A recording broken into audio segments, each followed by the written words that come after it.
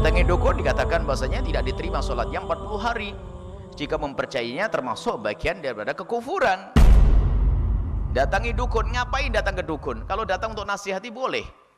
Dukun itu apa sih? Dukun itu bukan harus orang pakai udeng, bukan. Macam-macam model dukun.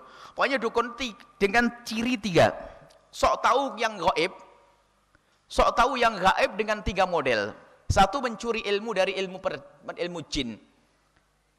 Persihiran nih, ilmu dari jin. Mendengar bisikan syaitan dan jin. Yang ketiga adalah dengan melihat daripada tanda-tanda, kemudian selalu dijadikan dasar. Maksudnya gini, Allah kadang memberi kepada seseorang, hati-hati ini yang paling susah ini. Memberi kepada seseorang ini adalah kebenaran di saat berucap. Dugaannya itu pas kadang. Cuman yang jadi masalah adalah tambahannya. Karena sudah merasa kalau ngomong selalu benar, akhirnya ngarang-ngarang ada tambahannya. Ini biasanya tidak disadari kalau dia adalah masuk dunia perdukunan. Makanya jangan percaya kalau ada orang ngomong sesuatu yang hendaknya disembunyikan. Tentang kematian, mati besok, ini kamu ada ininya. Wah, ada macam-macam. Sekarang ada jinnya 20. Ya, ini mana dunia perdukunan. Jadi seolah-olah tahu yang gaib, dukun. Jadi dunia perdukunan ini mengerikan. Kalau ada orang diberi oleh Allah pengetahuan bab karamah, maksudnya mengetahui sekarang kejadian di Surabaya begini, itu hanya sesaat-sesaat. Bukan selalu tahu, aku bisa neropong di sana. Wah, pakai teropong-teropong, ya itu dunia perdukunan, pakai teropong-teropong. Ada orang datang ke sini menganggap saya dukun kayaknya. Buya tolong diterawang saya. Wah, ini saya nganggap dukun saya. Gimana saya bisa nerawang? Saya bukan dukun ini. Suruh nerawang ini. Terawang saya. Saya minta diterawang. Jadi selama ini Anda tidak mendengar kalau saya ini ustadz saja. Ustadz pun saya masih niru kayaknya ustadz, belum beneran. Sekarang sudah dianggap jadi dukun. Kan repot, suruh nerawang. Suruh nerawang suaminya juga. Sudah ini penyakit pakai terawang-terawangan itu ya. Suruh melihat yang gaib. Saya tidak tahu yang gaib. Ada para kekasih Allah nanti diberitahu oleh Allah, itu pun sangat terbatas, namanya babul karomah. Tapi kalau menjadikan obrolannya obrolan selalu sesuatu yang seharusnya tidak boleh disampaikan, kayak itu ngomong soal tahu ini adalah sudah masuk bab banyak dustanya, dan itulah masuk dunia perdukunan. Hati-hati. Fala ta'tihim, maka jangan datang kepada mereka, kata Rasulullah. Jangan datangi mereka, kuhan. Jadi perdukunan. Biarpun sampai diisyaratkan, termasuk Imam Ibnu Hajar Al-Haytami sangat keras dalam hari ini. Kadang-kadang modelnya model pakai agama. Jadi ustadz setengah dukun juga ada. Atau maksudnya dukun nyamar jadi ustadz, paling enak begitu saja. Jadi kalau cerita macam-macam, nanti saya mau ketemu, tidak tahu benernya bagaimana. Insya Allah saya nanti malam mau sowan Sunan Gunung Jati. Insya Allah besok saya kasih kabar. Ya salam bahasanya, mau sowan Sunan Gunung Jati. Apalagi, alhamdulillah semalam Nabi Adam, Nabi Idris, wah kacau ini. Ngalang-ngalai dari wali kutub saya Abdul Qadir Jalani, nggak pernah cerita begitu. Nah, ini ada model macam-macam itu. Nah, ini bahkan suatu ketika ini kita tidak datang lagi, dan memang masalahnya adalah obatnya manjur, penyakit nih. Suatu ketika ada orang jago ngobati dia, memang yang daftar ngantri.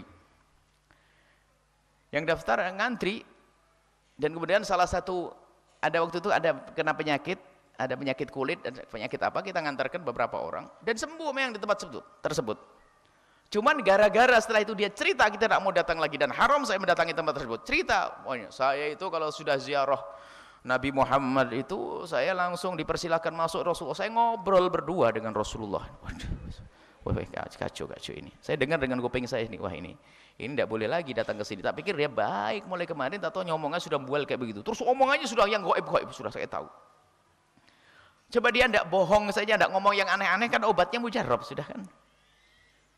Allah. Ini adalah problem dunia perdukunan, tapi gayanya ustadz ini kan repot lagi. Maka Anda jangan dekat dengan orang-orang yang sok-sok sudah berbicara begitu. Maksudnya biar dianggap dia punya kasyaf dan sebagainya. Kasyafnya para kekasih Allah itu tidak selamanya Dan kasyaf bagi kekasih Allah itu berat. Misalnya dibukakan seorang waliullah, dikasih tahu bahwa dia melakukan kemaksiatan, dia nangis karena apa? Pengennya tidak melihat aibnya orang. Misalnya ada seorang waliullah melihat si fulan berzina, si fulan ini, itu nangis mereka. Saya tidak pengen lihat aibnya orang, tapi dibuka oleh Allah untuk sebuah pesan, untuk menyampaikan pesan, atau untuk sebuah hajat.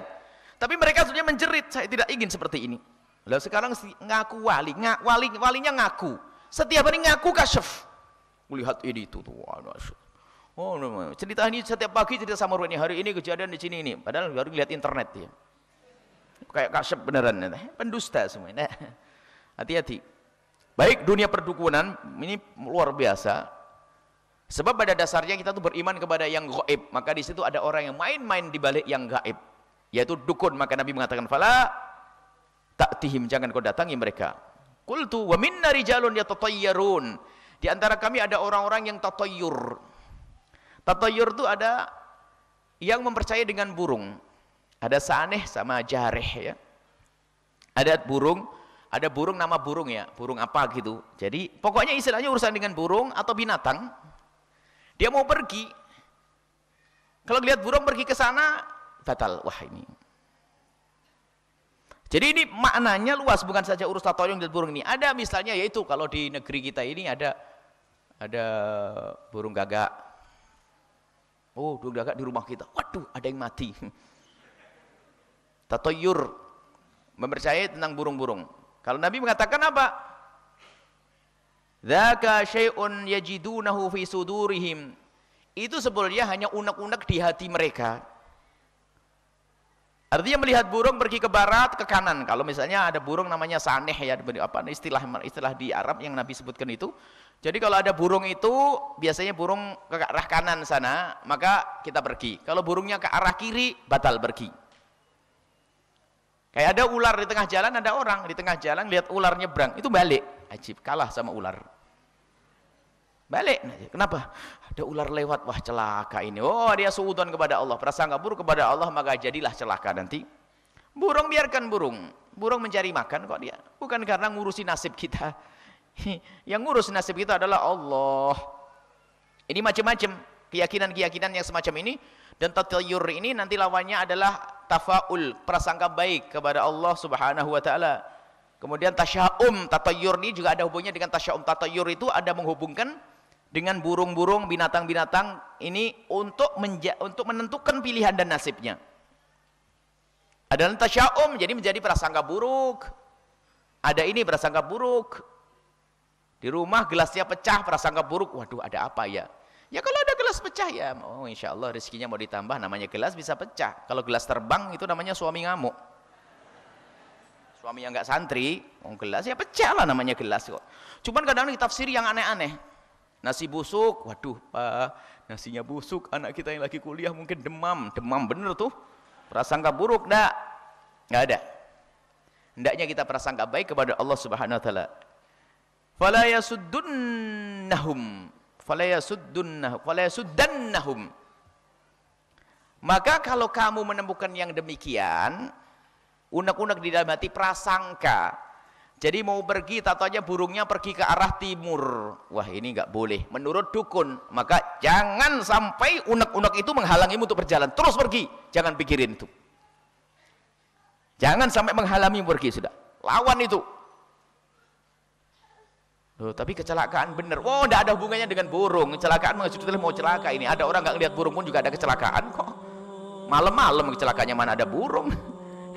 Nggak ada burung, jadi nggak ada urusan dengan burung. Cuman orang itu kadang-kadang begitu, dunia iblis itu menjadikan orang tersesat, pas kebetulan melanggar burung, kecelakaan.